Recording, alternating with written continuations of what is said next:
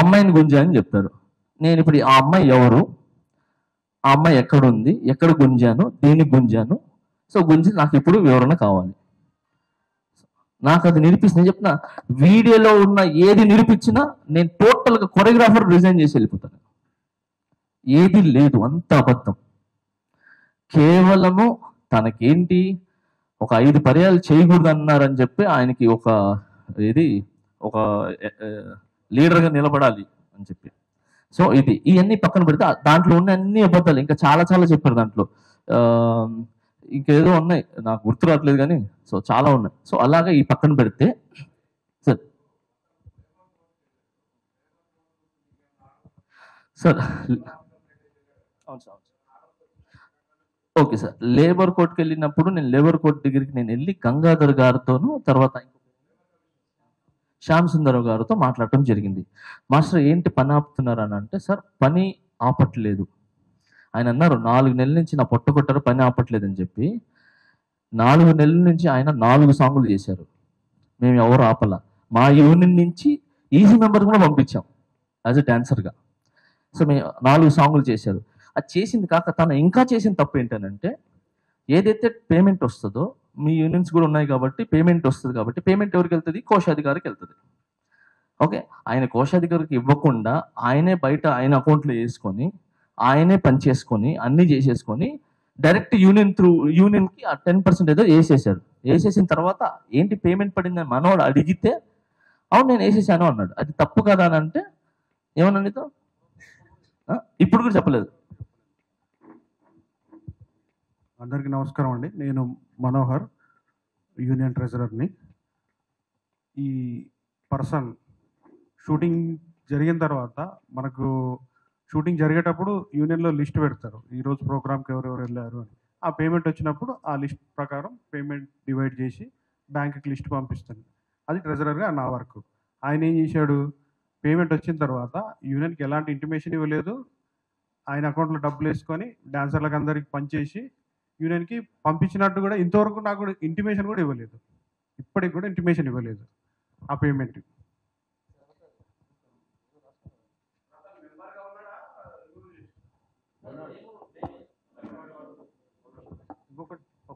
ఒక విషయం చెప్తాను. మాస్టర్ గారు ఆ వీడియోలో చూస్తే, మాస్టర్ గారు ఎలక్షన్ కోసం 10 లక్షలు ఖర్చు పెట్టాడు అని చెప్పి చెప్పాడు. ఆయన ఎలక్షన్ నామినేషన్ జరుగుతుందన్న, నామినేషన్ ఫెడరేషన్ ఆఫీస్లో నామినేషన్ జరుగుతుంది. నేను వెళ్ళగానే ఈయన అందరూ మా డాన్సర్లే, మా మెంబర్స్ అక్కడ ఉన్నారు. నేను లోపలికి వెళ్ళి నామినేషన్ ఫామ్ తీసుకున్న తర్వాత నేను నామినేషన్ ఫిల్ చేస్తుంటే నా దగ్గరకు వచ్చి, తమ్ముడు నువ్వు సెక్రటరీ పోస్ట్కి వెళ్ళిపో, 1.5 లక్షలు ఖర్చు పెట్టి నేను నిన్ను గెలిపిస్తా అని అన్నాడు.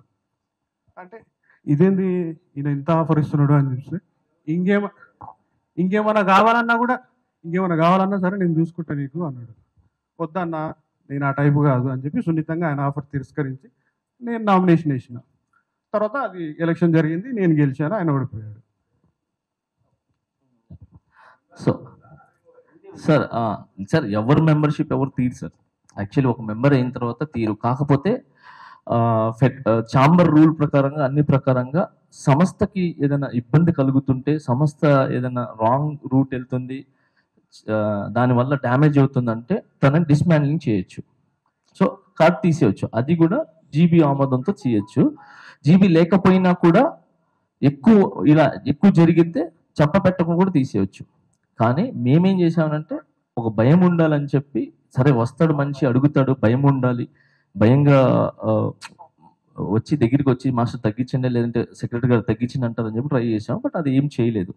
సో అలానే మేమేం చేసాం, మొన్న రీసెంట్గా ఇవన్నీ జరుగుతున్నాయి ఇలా కాదు అని చెప్పి, గతంలో ఇలానే ఒక ఇష్యూ జరిగితే ఆ ఇష్యూలో ఏం చేశారంటే, అతను ఎక్కడి నుంచో స్టే తెచ్చుకుంటే, సరే ఆ స్టేని కోర్టుని మేము గౌరవిస్తాం, మీరు ఎక్కడైనా పని చేసుకోండి, మీ పని మేము ఆపం, కానీ మన టీఎఫ్డిడి సంస్థ అనేది మీతో కలిసి పనిచేయదు అని చెప్పి ఇదంతా యూనియన్ అందరూ అనుకొని ఒక మాటతో ఉండి చేశారు. అప్పుడు ఆయన మళ్ళీ వచ్చి, లేదు నా తప్పు అయిపోయింది అని చెప్పి ఆయన మళ్ళీ వర్క్ చేసుకోవడం జరిగింది. సో ఈ విధంగా అన్ని ఈ రూల్స్ అనేవి అన్ని జరుగుతుంటాయి.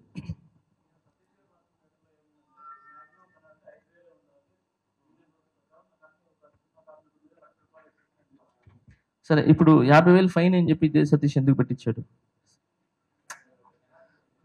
50,000 ఫైన్ అని చెప్పి చెయ్యాలి, కంపల్సరీ చేపించాలని చెప్పి. తర్వాత గతంలో ఆయన ట్రెజరర్గా ఉన్నప్పుడు ఎంతమందికి ఎన్ని ఎన్ని సరే సరే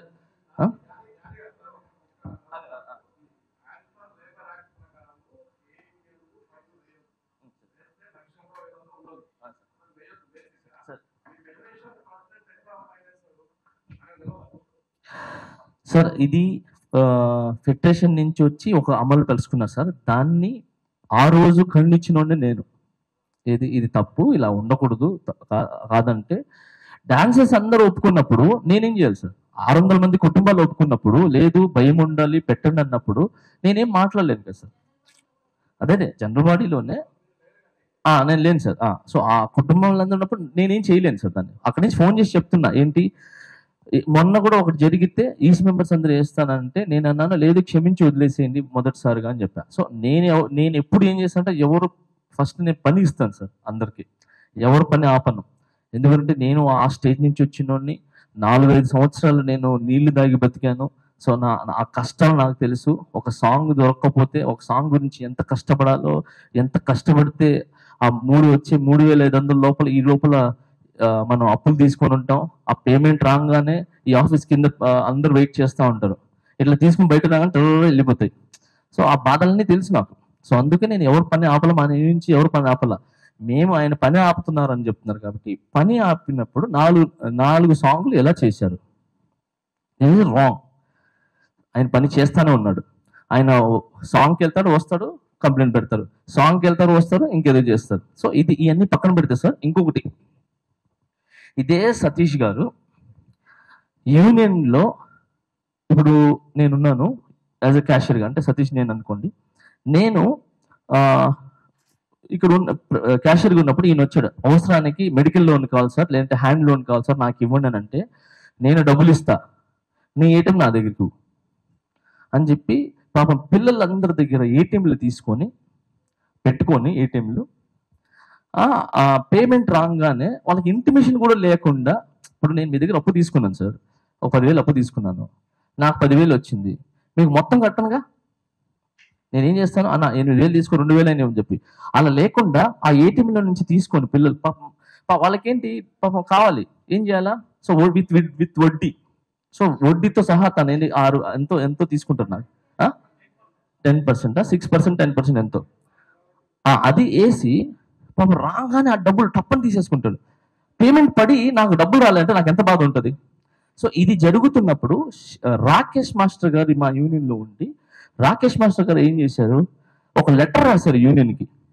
మన యూనియన్లో జీ సతీష్ అనే అతను ఫైనల్స్ ఇచ్చేస్తున్నారు, పిల్లల దగ్గర రక్తం పీల్చినట్టు పీలుస్తున్నారు, తప్పది,